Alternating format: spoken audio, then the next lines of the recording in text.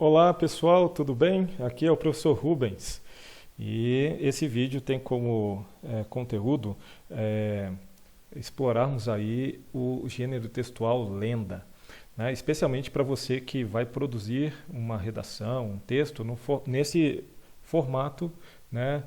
Nesse gênero textual. E a intenção aqui é ajudar você com algumas informações que te ajudem na produção de uma lenda. Se você é meu aluno do oitavo ano, você pode acompanhar o conteúdo dessa videoaula no Almanaque de Textos a partir da página 1. Se você não é meu aluno, fique à vontade, faça as suas anotações. Caso tenha alguma dúvida, deixa para a gente aí nos comentários.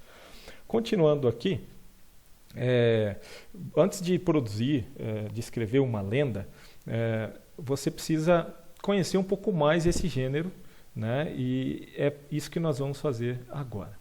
A lenda, as lendas, na verdade, elas sempre fizeram parte desse imaginário popular, né? Da nossa cultura, né? E são histórias que normalmente a gente gosta de ouvir porque nos entretêm, nos divertem, às vezes até nos assustam, mas ainda assim são histórias legais de serem utilizadas. Elas sempre fizeram parte, né, desse imaginário popular desde que o homem é homem, né, e elas trazem consigo um forte apelo cultural, né. Os personagens que a gente encontra nas lendas, eles são capazes de despertar nossa curiosidade, né, pelo que é desconhecido, né, e isso tudo ajuda a gente a descobrir, ou tentar pelo menos descobrir qual é a nossa realidade de fato, qual é a nossa identidade, né? E as lendas, elas surgiram lá no passado derivadas dos mitos, né?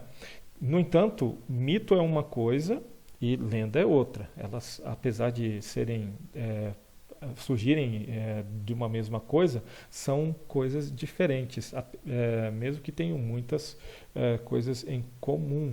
Na verdade, a gente pode diferenciar assim. Observe esse quadro aí. As diferenças, né, e as semelhanças. Veja que semelhança é um pouquinho menos ali, na verdade, né, do que as diferenças. O mito, como gênero textual, ele tem como conteúdo a narração de caráter fantástico, ou seja, de acontecimentos que extrapolam a nossa realidade, né? Emprega personagens sobrenaturais, heróicos, né? E tentam dar uma explicação para a origem do mundo de forma simbólica, né? Normalmente pela interferência de deuses, semideuses, histórias sagradas. A gente pode citar, por exemplo, a mitologia grega, né? Ou o exemplo que é dado aqui na tela, a criação do mundo segundo a civilização maia, que foi registrada por Popol Vuh, né? A lenda, por sua vez, ela é uma narrativa mais tradicional, é considerada folclórica, né? E obviamente que ela tem um conteúdo completamente ficcional. Os personagens costumam ser humanos, às vezes deuses em certas culturas, como a cultura indígena, por exemplo, né? E animais fantásticos, animais que fazem coisas bem inusitadas. Baseia-se em acontecimento natural, social ou histórico, né? Com enriquecimento aí da fantasia.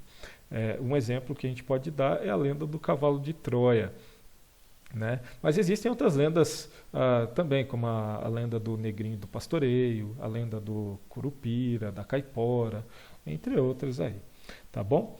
As semelhanças se dão no fato de que ambos fazem parte de uma tradição oral. O que significa tradição oral? É que essas histórias elas surgem normalmente para ser contadas para as outras pessoas, né? E depois de muito tempo é que alguém foi se preocupar em registrar essas histórias por escrito, em fazê-las na forma da escrita, né? São narrativas de caráter explicativo, né? E elas tentam explicar aí um pouco da nossa realidade através dessas explicações fantasiosas, fantásticas, né? Que o texto dá para a gente, tá bom? E mesmo que elas sejam antigas, elas continuam tendo um alto valor cultural. Essas são as semelhanças entre mito e lenda. Mas como a gente está falando especificamente de lenda, a palavra lenda vem do latim, legenda, né? E significa aquilo que deve ser lido. Tem muita gente que fala assim, isso é lenda, na intenção de diminuir, né, o valor, dizendo que é uma mentira, uma invenção. Mas, na verdade, as lendas, elas, mesmo que não contem histórias reais, elas acabam sendo úteis, né, para o nosso aprendizado, para o nosso entretenimento. Por mais fantasiosas que elas sejam, né, a lenda sempre costuma ter uma certa proximidade com a verdade. E a gente chama isso de verossimilhança. Né? Essa proximidade com a verdade significa naquilo que a gente pode entender, naquilo que a gente pode deduzir a partir do texto. Tá bom? Então veja aí, né? Semelhança com a verdade, com o que é considerado real. As principais características de uma lenda são narrativa curta, narrador observador, tempo cronológico, linguagem mais próxima da coloquial, poucos personagens, foco narrativo na terceira pessoa. Eu coloquei aqui em destaque narrador observador e tempo cronológico para a gente entender melhor o que são. Né? Então, o narrador observador é um narrador que aparentemente presencia a história sem participar dos acontecimentos. Ele vê, conta tudo o que vê, mas não faz parte da história. Né? Ele não é personagem, ele está apenas ali como observador. E o tempo cronológico é o tempo decorrido da narrativa. Né? O espaço de tempo onde os acontecimentos acontecem. Né? Então tem início, meio e fim. Tá certo?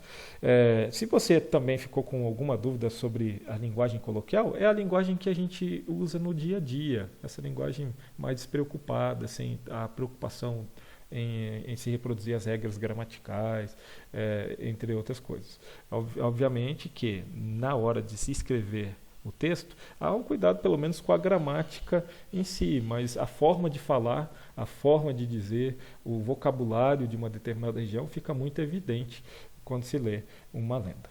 Tá? A parte mais importante de uma lenda é o seu final, sempre chamado de clímax. Né? É onde o leitor se surpreende aí com as explicações ou justificativas mirabolantes, aí, né? Quase sempre inesperadas.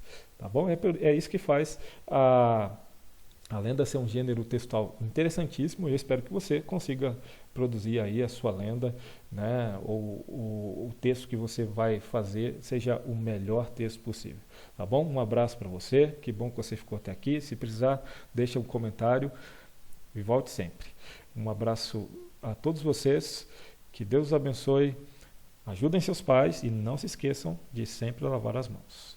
Tchau!